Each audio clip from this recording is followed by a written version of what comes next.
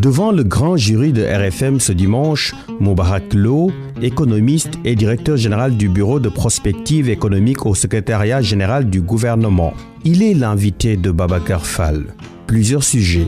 La morosité économique provoquée par la crise sanitaire du coronavirus, le plan de relance de l'économie, l'évaluation de la gestion de la crise de la Covid-19, la politique, les actualités sociales et plusieurs autres questions. Participez à l'émission via nos réseaux sociaux. Moubarak Lo, économiste et directeur général du Bureau de prospective économique au secrétariat général du gouvernement, face à Babacar Fall, le grand jury, dimanche 11h05 sur RFM, la radio de toute l'actualité.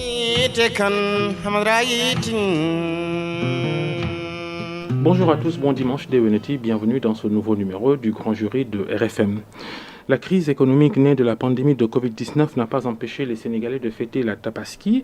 Il y a cependant une énorme crainte de voir les contaminations exploser avec les déplacements massifs de personnes qui sont allées passer l'Aïd al-Adha en famille un peu partout dans le pays. Bonjour Moubarak Lo. Bonjour Babacar.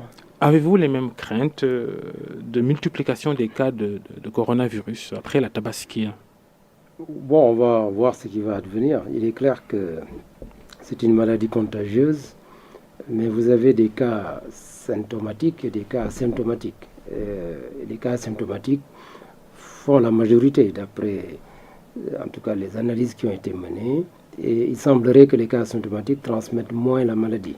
Et donc, n'oubliez pas aussi que depuis le début du mois de juillet, nous sommes en déconfinement total, donc il n'y a plus de couvre-feu, il n'y a plus de limitation.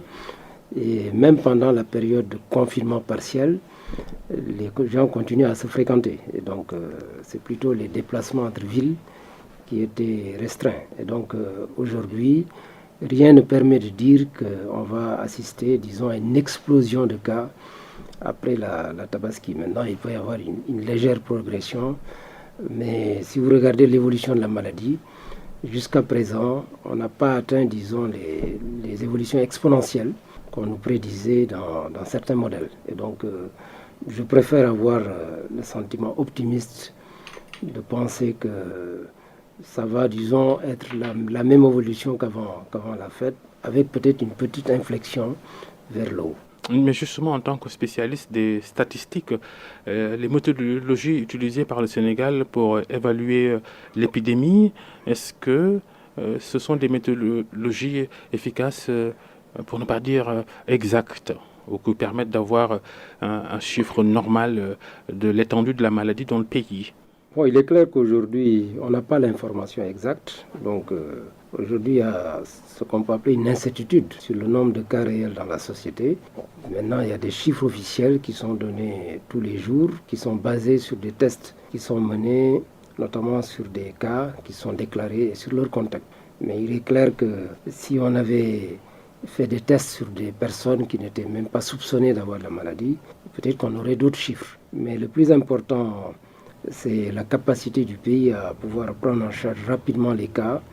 En tout cas, dans le cadre de la stratégie qui est choisie, c'est un choix qui a été fait, parce que d'autres pays ont choisi de tester massivement des dizaines de milliers de personnes. Le Sénégal a choisi de ne tester que les cas avérés et leurs contacts. Et je ne pense pas que le pays va changer cette méthode. Maintenant, l'important, c'est de prendre en charge très rapidement tous les cas déclarés et de tester, en revanche, massivement autour de ces cas. Est-ce que c'est scientifiquement acceptable de procéder ainsi? Oui, je pense que c'est scientifiquement acceptable si on teste les asymptomatiques. Parce que les asymptomatiques, même si la probabilité n'était que de 10% pour transmettre la maladie, c'est 10% de trop. Parce que le 10%, si vous le multipliez, qui transmet à un autre, finalement, ça peut générer beaucoup de cas. Et donc, peut-être que si j'avais un conseil à donner, c'est de retourner à l'ancienne méthode qui consistait à tester systématiquement tous les contacts, qu'ils soient symptomatiques ou asymptomatiques, sachant qu'il y a même des méthodes expérimentés au niveau international où, par exemple au Rwanda, quand ils font des tests, ils testent massivement, mais sur un seul échantillon. C'est-à-dire qu'ils regroupent tous les échantillons et si l'échantillon sort négatif, ils ne testent pas individuellement. Mais il suffit que l'échantillon sorte positif pour qu'on teste tout le monde. Donc il y a d'autres méthodologies qu'il faudrait peut-être explorer. Mais je pense qu'aujourd'hui, on ne peut pas déconfiner totalement et réduire les tests parce que là, vous marchez, disons, sur du feu, parce qu'on ne sait jamais ce qui peut advenir demain.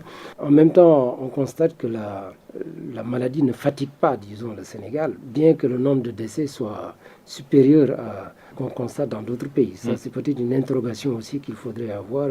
Plus de 200 au Sénégal. Oui, parce qu'on ne s'attendait pas à autant de décès, parce que des pays comme la Côte d'Ivoire ont peut-être un peu plus de cas que le Sénégal, mais avec moins de décès.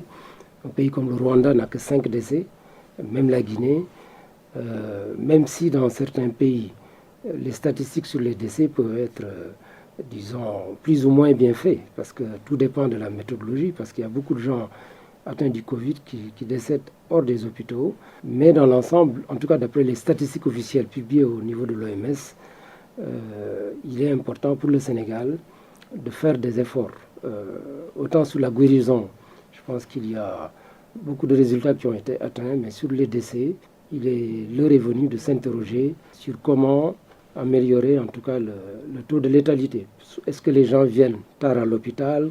Qu'est-ce qui est la cause? Mais en tant que citoyen, en tout cas, je m'interroge sur le nombre élevé de décès. Et vous avez soulevé une petite incohérence, déconfiner et réduire le nombre de tests. Déconfiner totalement et réduire le nombre de tests. Donc il faut retourner, disons, il faut même augmenter sensiblement le nombre de tests, quitte à faire des économies avec les méthodes dont je parlais tout à l'heure, donc tester et regrouper en groupe, disons, les échantillons, et pour pouvoir ne faire ensuite le test individuel que sur les... Parce que vous pouvez faire ce que j'appelle tester, c'est faire les prélèvements. C'est-à-dire vous pouvez prélever 100 personnes, peut-être vous les regroupez par bloc de 20, mais vous ne faites l'analyse que sur le 5 en fait, parce que vous les regroupez par 20. Et si vous avez parmi les 5, un qui sort positif, ça veut dire que vous devez tester maintenant les 20 qui sont dans cet échantillon. Je pense qu'aujourd'hui, il y a tellement d'expériences au niveau international. Le Sénégal peut apprendre de ces expériences, mais il faut augmenter les tests. Moi, je milite pour qu'on aille jusqu'à 3 000, 4 000, 5 000 tests par jour. 5 000 en tout cas prélèvements. Maintenant, les tests... parce qu'on confond test et prélèvement, donc qu'on fasse 5000 prélèvements et ensuite on échantillonne. Qu'on échantillonne et qu'on regarde ensuite maintenant comment procéder pour réduire les analyses en laboratoire, pour réduire le coût notamment.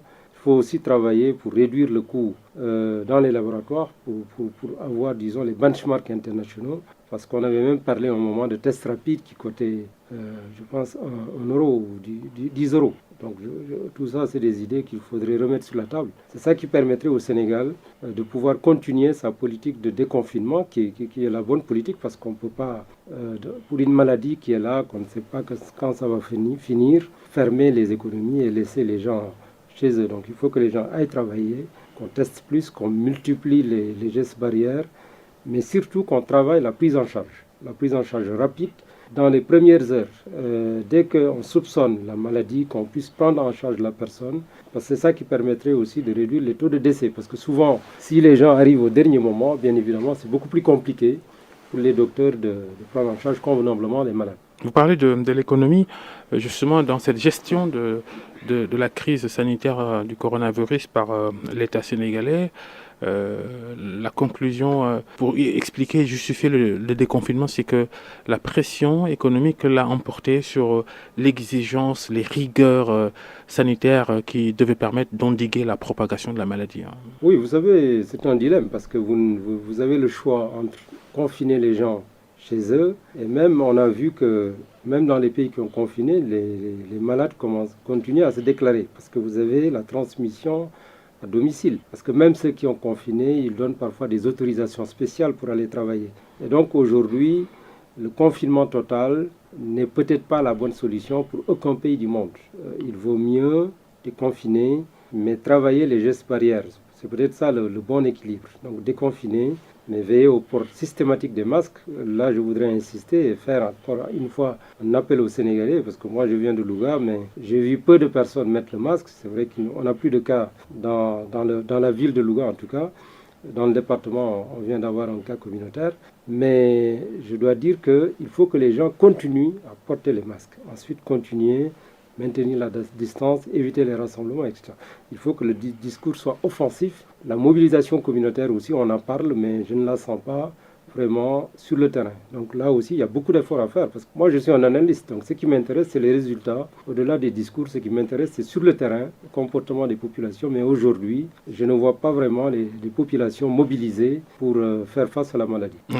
Moubarak Lo, vous êtes le directeur général du BPE, le Bureau de prospective économique qui est logé au secrétariat général du gouvernement.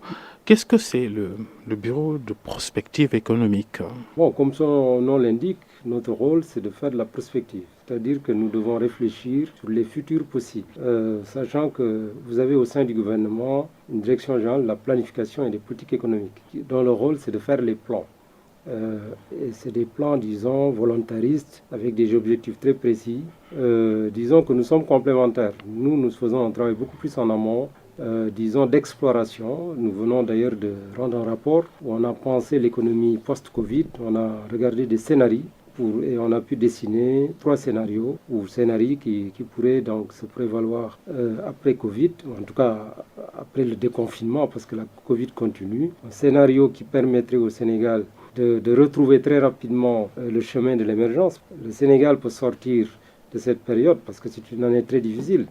L'année 2020, c'est l'année la plus difficile depuis la crise 2008, et même plus difficile encore parce que l'Afrique n'avait pas connu un taux de croissance aussi négatif. Cette année, on parle de moins 3,4%. Même pour le Sénégal, on va s'approcher de 0%. D'après le gouvernement, on devrait avoir 1,1% alors qu'on espérait un peu plus de 6%. Donc c'est pour vous dire que ce sera une année difficile, mais il est possible de rebondir. Et donc dès l'année prochaine, de pouvoir reprendre et se remettre sur les rails de l'émergence. Donc ça, c'est le scénario le plus Mais là, actuellement, même les plus grands en souffrent. Ces lendemains économiques assombris par la crise du coronavirus, même pour les plus forts. Les États-Unis viennent, par exemple, de connaître une récession avec un PIB qui a chuté jusqu'à près de moins 10%. Comment un pays comme le Sénégal, justement, pourrait-il envisager de s'en sortir, un pays qui tend vers l'émergence? Bon, disons que nous sommes moins connectés au niveau international. Disons que plus le pays est connecté sur les réseaux internationaux, dépend beaucoup des exportations, des échanges mondiaux, des investissements étrangers. Et plus ce pays-là va souffrir, disons, de la Covid. Nous avons la chance d'avoir une agriculture qui, même si son poids n'est pas très élevé dans disons, le PIB, l'agriculture ne fait que 7%. Le secteur primaire, dans son ensemble, fait 15% en moyenne. Et donc, cette agriculture-là, cette année, on annonce une bonne pluviométrie. Avec la mise en place de programmes, on peut espérer, surtout que l'année dernière n'a pas été une bonne année, une très forte relance. Et pourtant, on a semblé définir les contours de ce plan de relance de l'économie sénégalaise autour de l'agriculture. Oui, justement, parce que l'agriculture, non seulement, c'est ce que je vous disais, quand vous relancez, vous devez vous appuyer le plus possible sur des secteurs orientés vers le marché intérieur. Parce que les marchés internationaux sont aujourd'hui, disons, devenus difficiles parce qu'il y a des difficultés de mouvement. Il y a également ces marchés intérieurs de ces pays-là qui sont même difficiles parce que quand vous avez disons, une situation difficile en Europe, aux États-Unis ou en Chine, ça veut dire que la demande adressée aux pays émergents ou en développement va également baisser. Donc il faut compter sur le marché régional en Afrique, mais surtout sur le marché intérieur. Et c'est ça l'intérêt de l'agriculture, parce que si vous produisez du niébé, de l'arachide, c'est vrai que l'arachide, on fait de l'huilerie, on fait également de l'arachide exporté tel quel vers l'étranger, mais si le Sénégal pourrait profiter de la Covid pour faire davantage, pour transformer presque intégralement son arachide en huile d'arachide, et donc pouvoir s'autosuffire progressivement en huile alimentaire. Et donc, sur quel délai c'est une question de volonté, disons. Je pense qu'en 3 ans, parce que là, on peut y aller beaucoup plus vite que sur le riz, qu'on consomme beaucoup moins d'huile. 1 litre d'huile peut nourrir plusieurs personnes qu'on ne consomme du riz. Et donc, deuxièmement, donc je disais que l'agriculture, l'intérêt de relancer l'agriculture aussi, ça emploie beaucoup de pauvres. Donc si vous relancez l'agriculture, vous permettez aux personnes rurales, aux personnes qui ont peu de revenus, de pouvoir avoir des revenus et donc de ne pas sombrer dans la pauvreté. C'est ça l'intérêt de la relance de l'agriculture. C'est la même chose pour l'élevage, C'est la même chose pour l'artisanat. Donc, quand vous voulez relancer, mais en même temps réduire la pauvreté, vous devez cibler des secteurs qui sont dans la sphère des pauvres. Donc, c'est les secteurs que je viens de vous citer, l'agriculture, l'élevage, la pêche, l'artisanat. Et donc, si le Sénégal réussit la mise en œuvre de ce plan de relance, parce que ça, ce n'est qu'une étape. Après, il faudra définir sans doute des ambitions beaucoup plus fortes. Parce que la relance, comme son nom l'indique, c'est pour le court terme. C'est juste pour ne pas sortir, disons, de la crise. Vous êtes dans le creux, vous devez sortir. Mais ensuite, maintenant, il faut des mouvements auto-entretenus sur la durée. Ça, c'est d'autres réformes. C'est parce qu'il faudra faire sans doute un vrai ajournement pour redéfinir même le modèle économique du pays. Parce que si la crise Covid doit évoluer négativement sur une longue durée au niveau mondial, ça voudra dire que les tendances que vous voyez cette année vont se poursuivre. Et donc, il faudra trouver d'autres ressorts pour la croissance, notamment la demande interne, mais également la demande régionale, les pays de l'UEMOA, de la CEDEAO et même de l'Afrique, en espérant que la zone de libre-échange continentale va prendre son élan. Et donc, je parlais tout à l'heure des trois scénarios. Le premier scénario, c'est ce scénario favorable où la relance est réussie, mais le pays aussi arrive à maîtriser la maladie. Parce que je ne dis pas une maîtrise totale, parce que la Covid s'est installée. Bon, il faudra sans doute attendre. Il faut largement atténuer. Bon, en tout cas, il faudra réduire les nouveaux cas.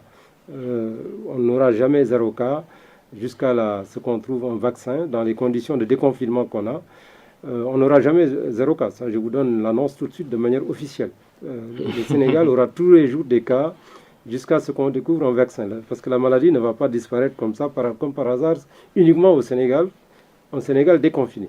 Et donc, il faudra maintenant travailler à limiter les cas de transmission communautaire et donc maintenir la pression sur les communautés pour le respect des gestes barrières.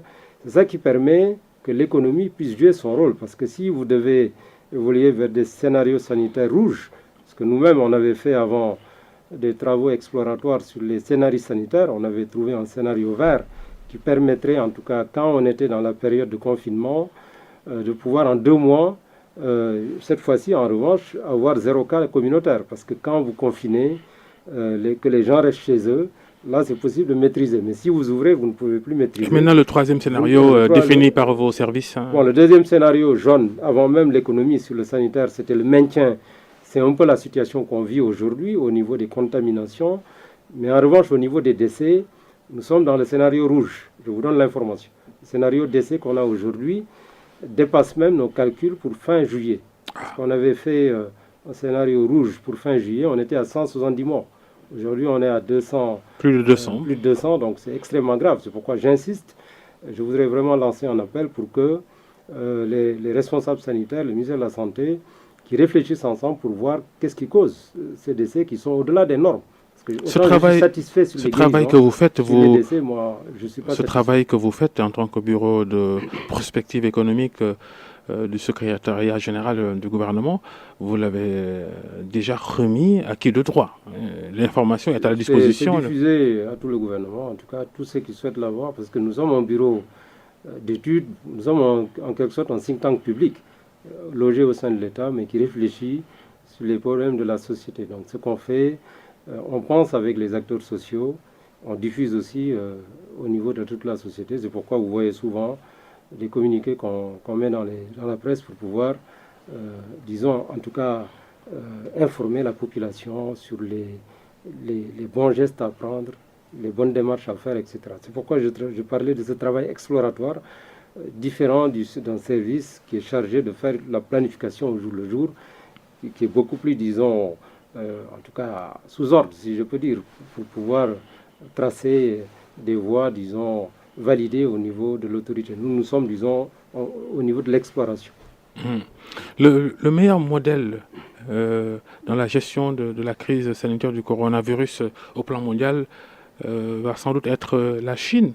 D'où est partie parce que du point de vue économique, comment comprendre que la Chine, avec le nombre de morts qu'elle a enregistré, c'est là-bas que le coronavirus est parti pour se propager sur toute la planète.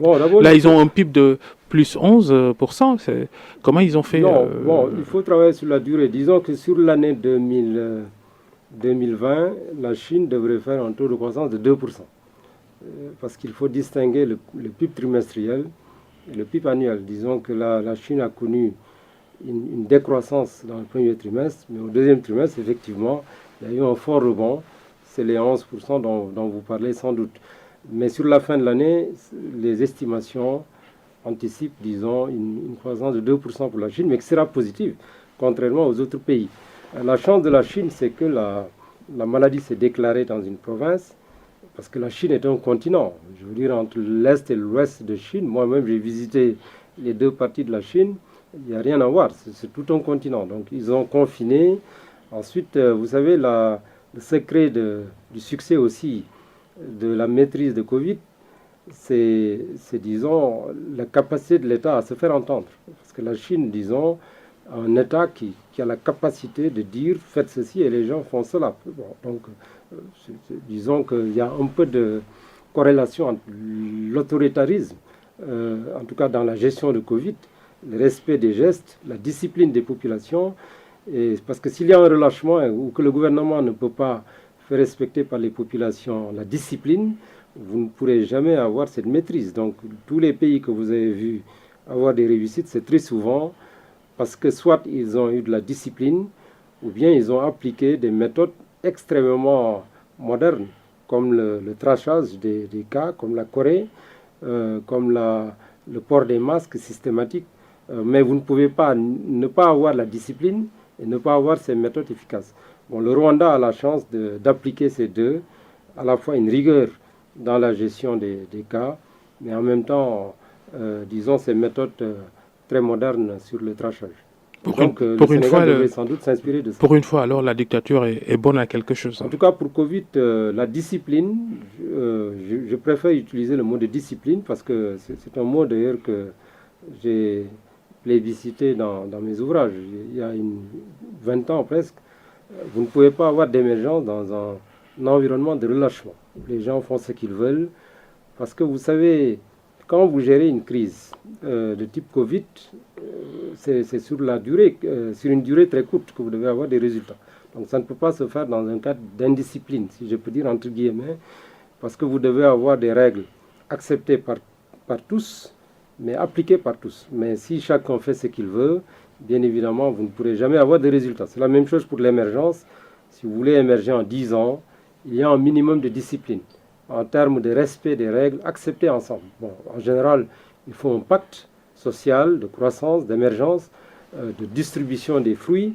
Mais une fois que ce pacte est défini, que des bonnes valeurs sont définies, que des règles comportementales sont définies, il faut que l'ensemble de la société suive ces règles-là. Mais si chacun se comporte comme il veut en termes d'épargne, par rapport au travail, par rapport aux grèves, vous n'aurez jamais de résultats. Je vous donne un exemple.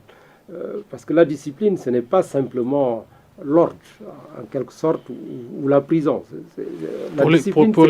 Pour les cas qu'on a cités, Chine, Rwanda, on va dire discipline forcée quand même. Oui, vous savez, vous savez, sur la Covid, vous n'avez pas le choix. Sur la Covid, disons que les populations elles-mêmes sont tolérantes. Elles acceptent que sur 2-3 mois, de laisser l'État vraiment gérer de manière ferme la santé. Donc ce que je voulais dire tout à l'heure, c'est que sur la gestion du développement, la discipline, c'est aussi la rapidité d'exécution, c'est la rigueur. Je vous donne un exemple. Moi-même, je suis allé hier à Louga, on m'a annoncé un forage qui était en panne. Les populations donc sont restées plusieurs jours sans avoir de l'eau. Je leur ai demandé, est-ce que vous avez un puits? Ils m'ont dit, j'ai un puits. J'ai acheté une pompe avant le soir. La pompe fonctionnait et l'eau sortait et permettait aux villageois d'avoir de l'eau. C'est comme ça qu'il faut gérer le développement. C'est-à-dire qu'il faut que ce soit vraiment une mobilisation dans la discipline, dans la rigueur. Si vous ne faites pas ça, vous allez faire ce que vous voulez dans ce pays, mais vous n'allez jamais émerger. Je vous donne l'information. La part de responsabilité de l'État, ce que vous venez de dire que vous avez fait dans ce village-là, c'est courant. La diaspora sénégalaise est souvent citée en exemple pour ce genre de geste, mais les manquements qui relèvent de la responsabilité de l'État sont énormes. Il faut que ce soit à tous les niveaux. Vous savez, il n'y a pas de miracle. Si vous voulez émerger, vous devez sentir une mobilisation terrible dans le pays. Vous ne pourrez pas avoir un pays où tout le monde se relâche. Je vous donne un autre exemple. Dans beaucoup de villes aujourd'hui, la nuit, vous avez des pluies. Moi, ça m'est arrivé à Louga. Le lendemain, l'eau est là. Et vous allez rester 3 jours à attendre que l'eau parte. Dans les pays organisés, s'il pleut dans la nuit, à 7 heures du matin, vous n'allez pas trouver de l'eau dans les rues. Parce que les services techniques, on va les réveiller, ils vont travailler de 5 heures, avant 8 heures, ils ont évacué toutes les eaux. C'est ce type de travaux-là qu'il faut faire. C'est-à-dire comment faire pour que tous ceux qui doivent faire le travail le fassent à leur niveau. Ensuite, comment mobiliser les populations. En tout cas, si le Sénégal veut devenir émergent, c'est ce type de comportement qu'on doit sentir dans la société. Aujourd'hui, je regrette de le dire, je ne sens pas que mon pays aussi mobilisé, en tout cas, pour relever les défis du développement. Alors, bon, on fait beaucoup d'efforts, donc c'est pourquoi d'ailleurs on est toujours assez moyen, mais si on veut être aussi fort que des pays comme la Corée, comme la Malaisie, il nous faut, disons, beaucoup plus d'efforts. Des efforts au niveau du gouvernement, des efforts au niveau des collectivités territoriales, mais surtout au niveau des populations.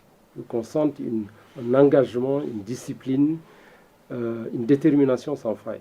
Et ça, regrettement, je ne le vois pas aujourd'hui dans mon pays. On entend de voir donc les contours de ce plan de relance de l'économie après la crise du coronavirus et ses conséquences économiques. Le ministre de l'économie va communiquer là-dessus. Dès que il travaille sur le projet depuis plusieurs semaines et on attend qu'on nous dévoile les détails. Et comment mettre en œuvre en même temps le plan Sénégal émergent si cher à Macky Sall? La phase 2 a été juste entamée quand l'épidémie est apparue au Sénégal. Comment allier plan de relance économique et plan Sénégal émergent?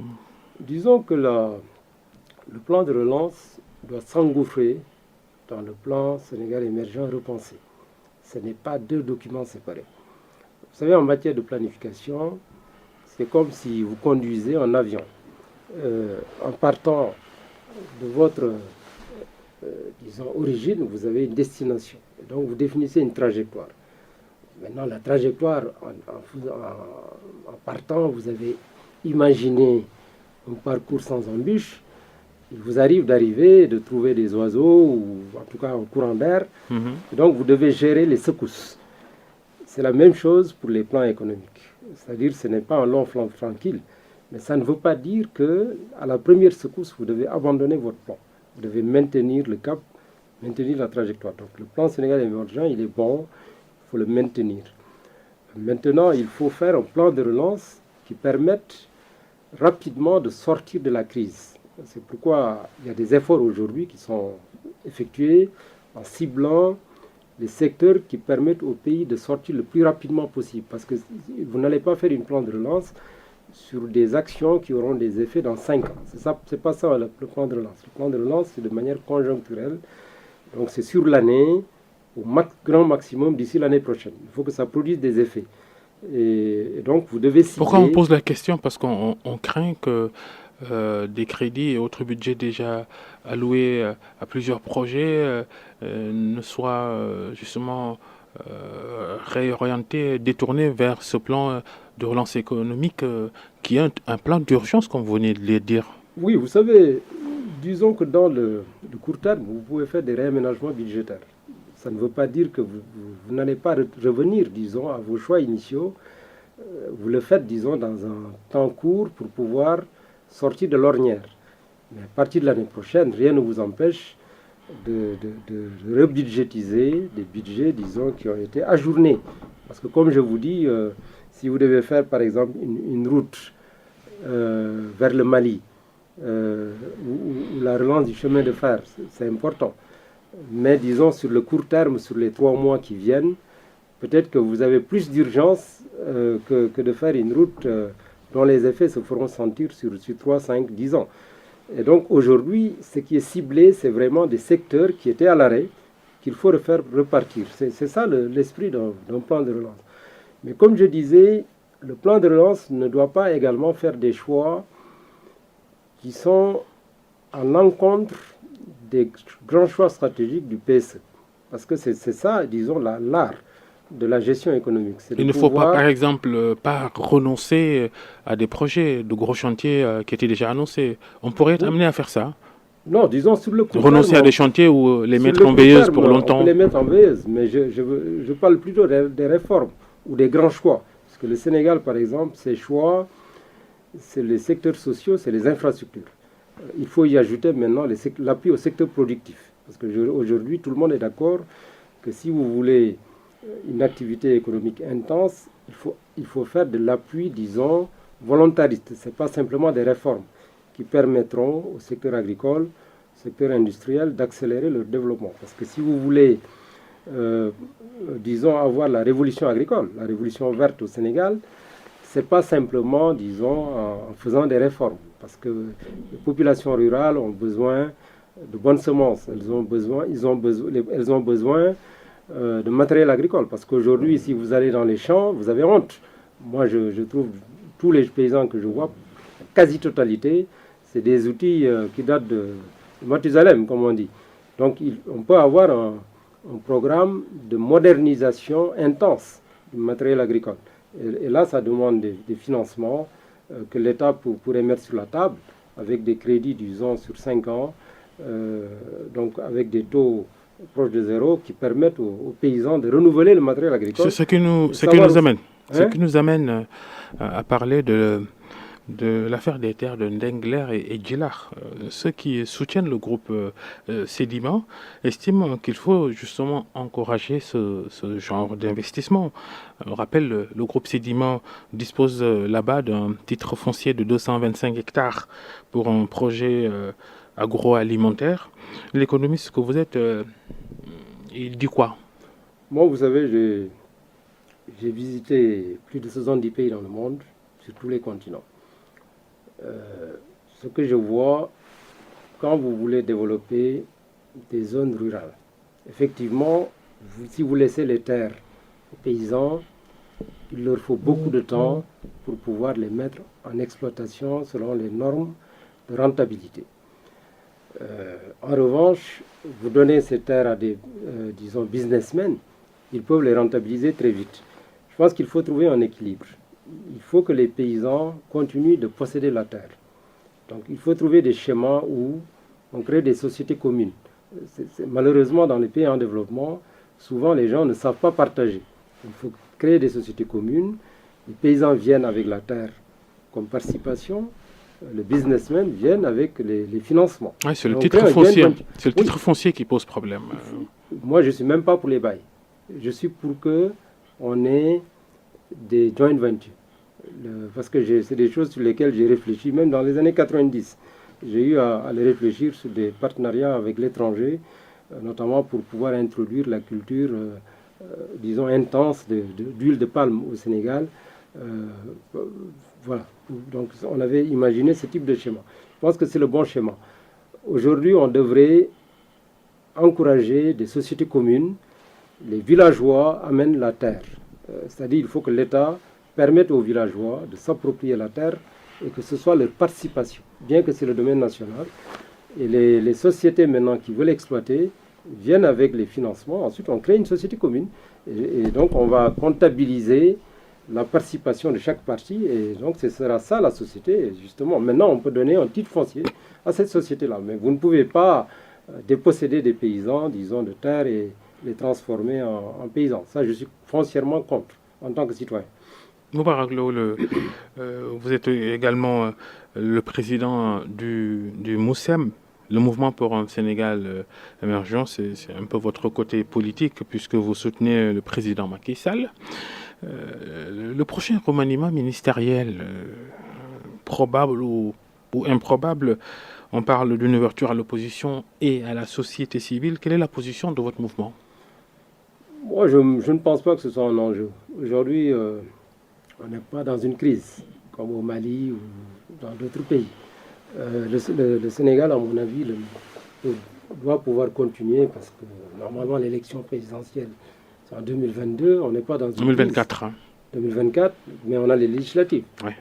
Les locales aussi qui arrivent. Oui, voilà, les législatives. Pour vous, il n'y a pas de nécessité à faire un gouvernement d'union nationale? Je ne vois pas l'intérêt. Je veux dire, l'opposition n'a qu'à s'opposer et se préparer pour 2022, pour éventuellement occuper disons, on n'a plus de Premier ministre, donc c'est compliqué, effectivement, parce qu'avant, on pouvait espérer que l'opposition puisse gagner, prendre le gouvernement. Mais aujourd'hui, on a un régime présidentiel. Mais moi, je pense qu'on n'est pas dans une crise. Je ne vois pas l'intérêt de chercher coûte que coûte à faire un gouvernement d'union nationale. Il faut plutôt faire un gouvernement efficace. C'est ça que les Sénégalais veulent. Et donc, le président de la République, maintenant, peut être libre de choisir des gens de la société civile ou des gens de l'opposition qui accepteraient d'entrer dans ce gouvernement. Mais je ne crois pas à des arrangements politiques. Ce n'est pas ce que le Sénégal veut aujourd'hui. Ce que les Sénégalais veulent, c'est un gouvernement efficace, qui prenne en charge rapidement les problèmes des citoyens et qui les résolve. Mais pas des arrangements politiques. Ça n'intéresse pas les populations que je connais. Mais je suis pour le maintien des calendriers électoraux, en revanche. Donc les locales, il faut les tenir avant le mois de mars. Les législatives, il faut les tenir en 2022. La présidentielle en 2024. Parce que c'est une question de principe. Moi, j'ai toujours défendu des principes dans ma vie.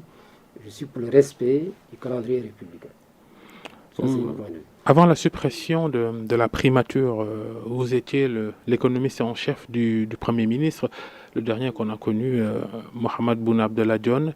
Cette suppression du poste de chef du gouvernement, de Premier ministre, à l'évaluation aujourd'hui, vous dites quoi? Bonne ou mauvaise idée?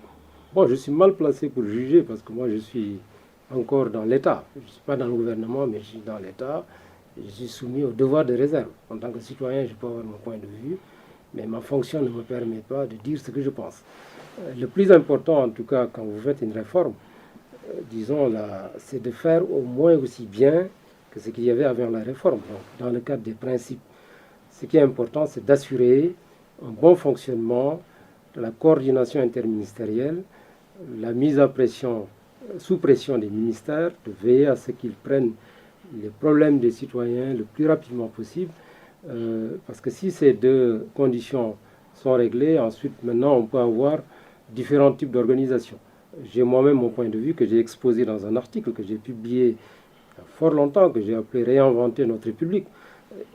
C'est toujours mon point de vue. Moi, dans ce papier, j'ai exposé un système où vous avez un président de la République qui est élu pour un mandat unique, 6 ans, et qui n'est même pas partisan, parce qu'il démissionne de son parti avant de venir.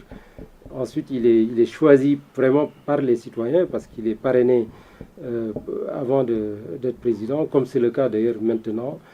Mais ensuite, il se met vraiment au-dessus de la mêlée, comme on dit. C'est le Premier ministre qui serait vraiment le chef de l'exécutif. Ça, c'est le modèle, disons, que j'ai exposé dans un ouvrage en 2003.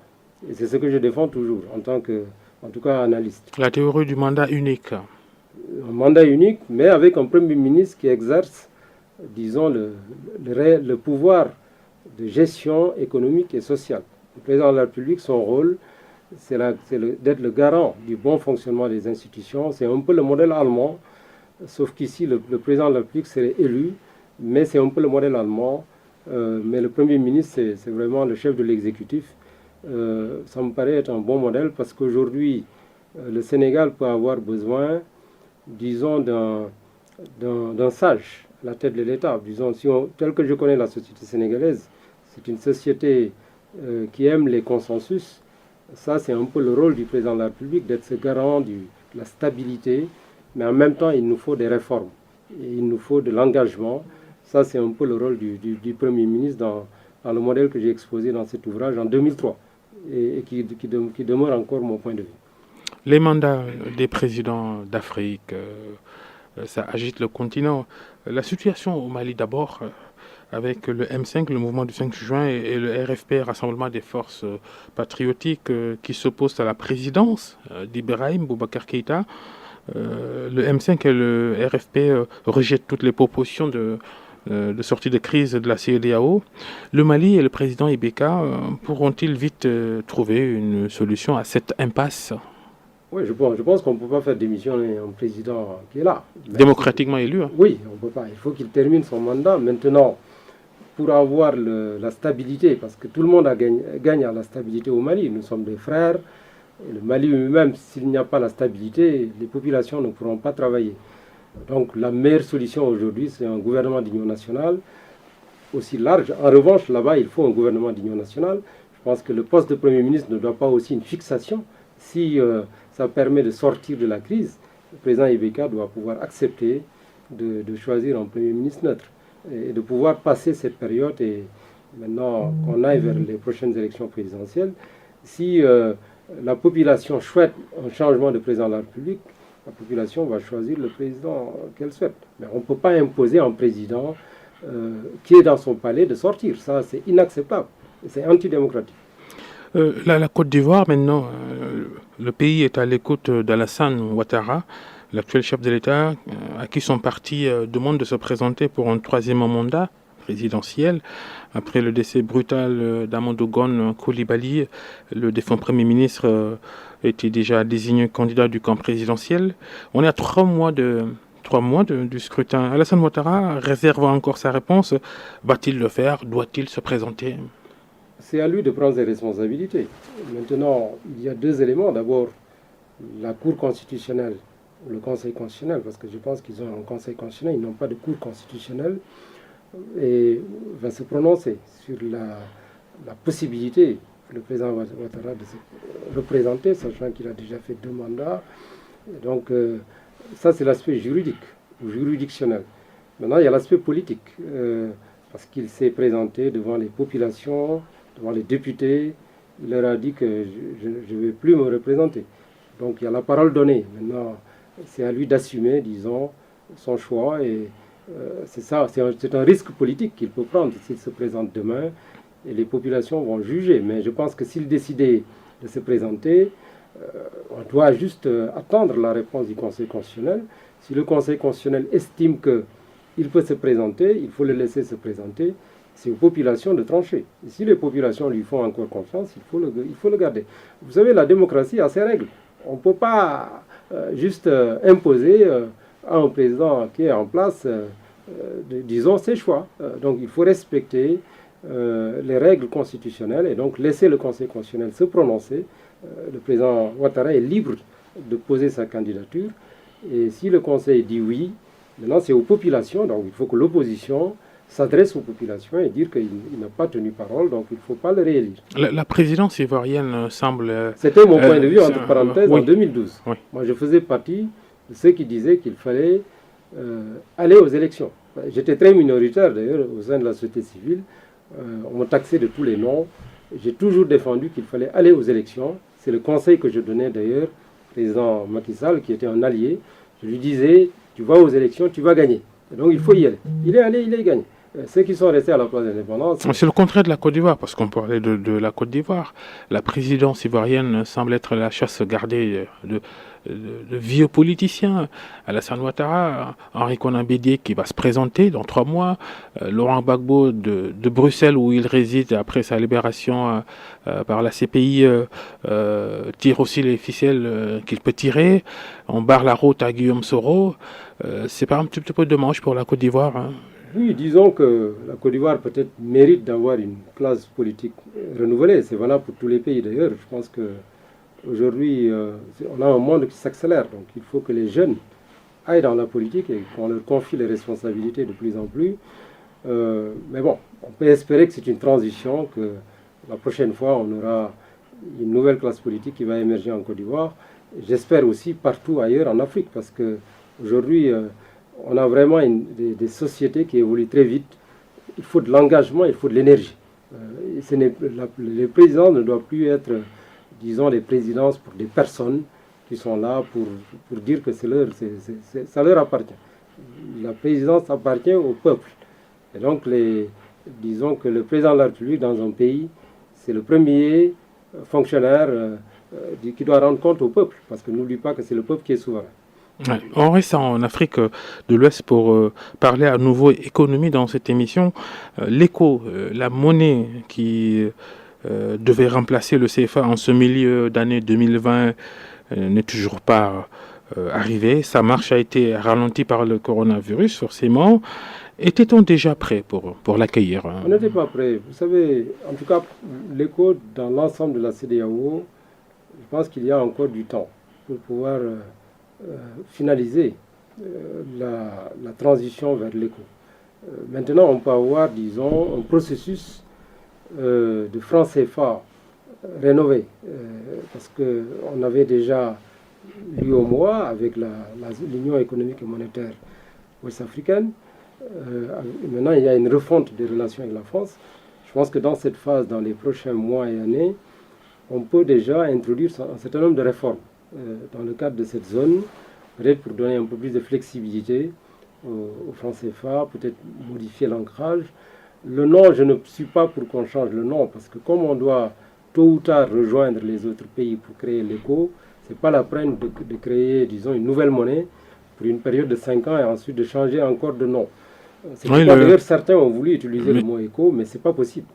L'objectif, comme vous venez de le dire, l'objectif, c'est de voir tous les pays de la CEDEAO adopter cette nouvelle monnaie.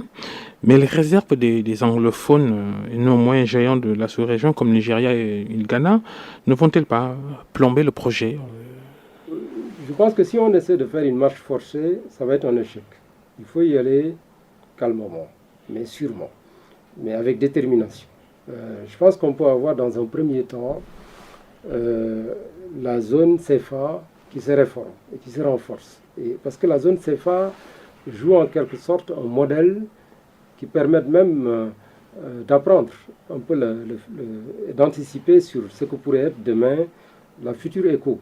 Parce que si on reprend, disons, les pleins pouvoirs au sein de la zone CFA, donc avec cette possibilité de flexibilité dans l'évolution du taux de change, avec également une possibilité de modification de l'ancrage. Peut-être qu'on pourrait mettre du dollar, du yuan chinois, et voire même le naira. Moi, je verrais même qu'on mette le naira pour pouvoir stabiliser davantage le franc CFA par rapport à nos partenaires commerciaux.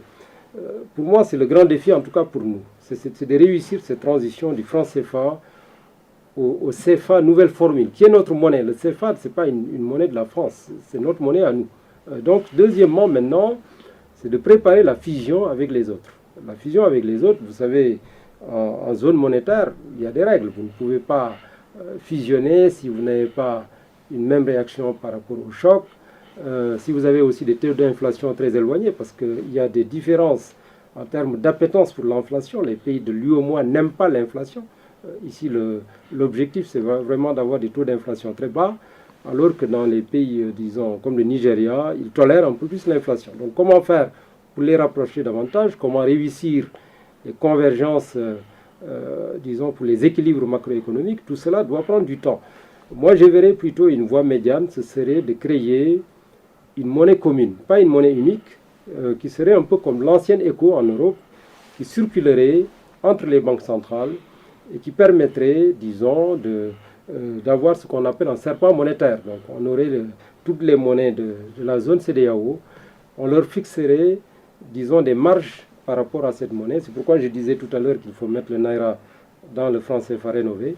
Et ça permettrait progressivement d'apprendre à se connaître sur les questions monétaires, parce que jusqu'à présent, on n'a pas vraiment de coopération sur le plan monétaire. Donc, ça peut prendre 5 ans, 10 ans, ça ne me gêne pas. L'essentiel, c'est qu'on arrive au but.